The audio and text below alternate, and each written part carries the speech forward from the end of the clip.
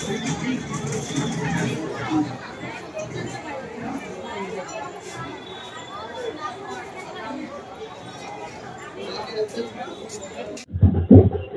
हूँ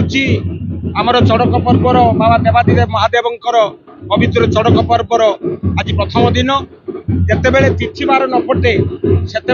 तिथि बार देखी आमर बड़ा बाउंश कटा जाए और बाटभक्त देउलिया माने सामाने उपवीत धारण कर तेणु आमर पड़ा कथा 13 मासर 1 तारीख पाखर 13 दिन पर्यंत चलवा कथा किंतु एथर मेला 14 दिन होहेतु आज तिथि बार न पटिया जोगु आज कार्यक्रम आरंभ होईची एवं बाबा पाखरे आमे प्रथमे 4टारू नीतिकांति सारिला परे आमर समस्त सेवायत माने जाई ठीक दिन 2:30 बेले आमर सेठी अभिषेक आरंभ हला रुद्राभिषेक आरंभ परे आरती हला आरती हो सारा पर आम आज्ञामाल नहीं आसिलु पाठभक्त देउलिया एवं अन्य भक्त माने सह समस्त सेवायत माने आसी विराट पटुआर रे जाई सेठी बाजितपुर पंचायत से महांती सार घरे जो बड़ा बाउंश कटा सारी विराट पटुआरी आसी मंदिर पाखरे से बर्तमान स्थापित हो रही जाइछंती तेणु समस्त भक्तमंडली देखुथिले एभली गोटे प्रथम आज जते चड़क पर्व जाइछि ये जो ध्वजा बाउंश बा पड़ा बाउंश कटागला एक माने नियारा पर्व कहले अत्युक्ति हम ना कारण ये चलो आहरी 13 दिन धरी चलो आपणकर 1 तारीख पर्यंत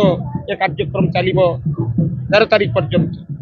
तेणु मोर ये कहबार कथा मुख्यतः 3टी पर्व रहुची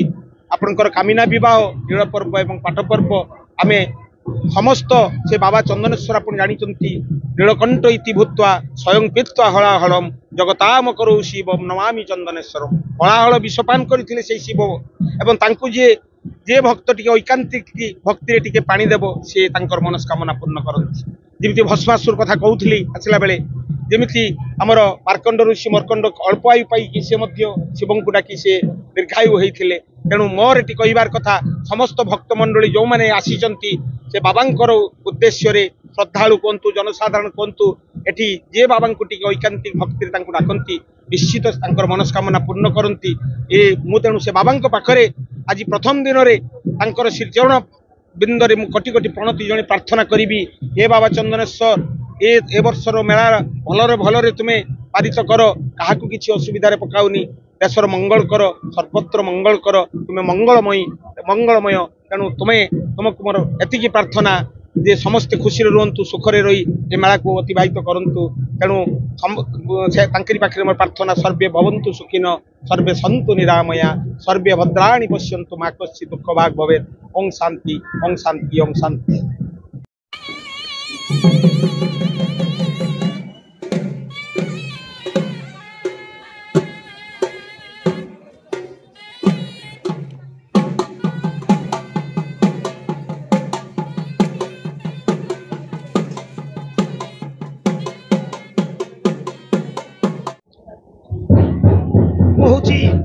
चंदनेश्वर पाठभक्त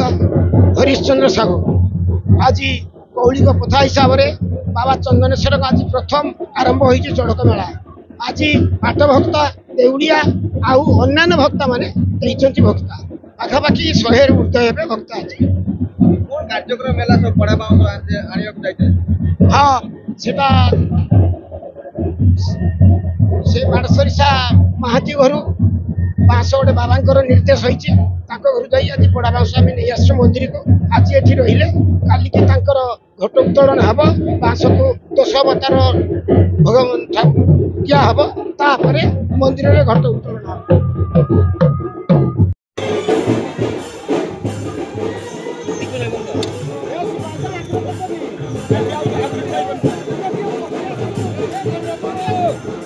आज श्री श्री चंदनेश्वर महादेव जी पवित्र विश्व प्रसिद्ध चड़क मेलार अयमारंभ ये अयमारंभ को लक्ष्य करी आम सेवायत माने भोर 4टार श्री जीव द्वार फिटा संपन्न करूँ द्वार फिटा पर श्री जीव द्वारफल पूजा नंदी पूजा एवं कर्पूर मार्चन होता से जीव अवकाश नीति संपन्न है महास्नान होता महास्नान सरला ଶ୍ରୀଜୀଉଙ୍କର ଦୈନନ୍ଦିନ ସେବା ପୂଜା ଆରମ୍ଭ ହୋଇଥିଲା। ତାପରେ 7:30 ଆମେ ସାହାଳ ମେଳା ଦର୍ଶନ ଦେଇଥିଲୁ। ମଧ୍ୟାହ୍ନ ଧୂପ 12:30 ଅନୁଷ୍ଠିତ ହୋଇଥିଲା। ତାପରେ ପହଣ ପଡ଼ିଥିଲା। ପହଣ ପଡ଼ିଲା ପରେ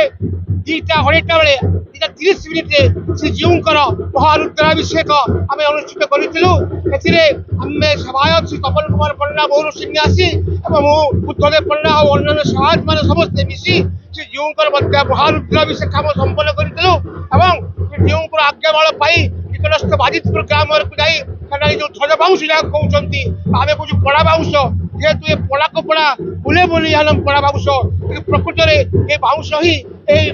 চড়ক পର୍ବর মুখ্য এক সন্তক এক প্রতীক, ଯେଉଁଥିରେ ସମସ୍ତ ନୀତିକାନ୍ତି ସମସ୍ତ କଥା ସେ ଯୋଉ ଚିତ୍ରିତ ହୋଇଥାଏ ସେଥିରେ ସମସ୍ତ କଥା ନିହିତ ଥାଏ। ତେଣୁ ଆଜି ଏ ଚড়କ ପର୍ବର ମୁଖ୍ୟ କାମ ହେଲା ଧ୍ୱଜ ବାଉଁଶ ଛେଦନ ବା ପଡ଼ା ବାଉଁଶ ଛେଦନ, ତାହା କାର୍ଯ୍ୟ ସରିଗଲା ଏବଂ ଆଗାମୀକାଲି ପାଖରୁ ଆରମ୍ଭ ହେବ ଚୈତ୍ର ପର୍ବର ସମସ୍ତ ନୀତିକାନ୍ତି। 5 ଅର୍ଘ୍ୟରେ ଶ୍ରୀଜୀଉଙ୍କର କାମିନୀ ବିବାହ ଏବଂ 12 ତାରିଖ ନୀଳ ଏବଂ 13 ତାରିଖ ମହାପାଠ ପର୍ବ ଅନୁଷ୍ଠିତ ହେବ।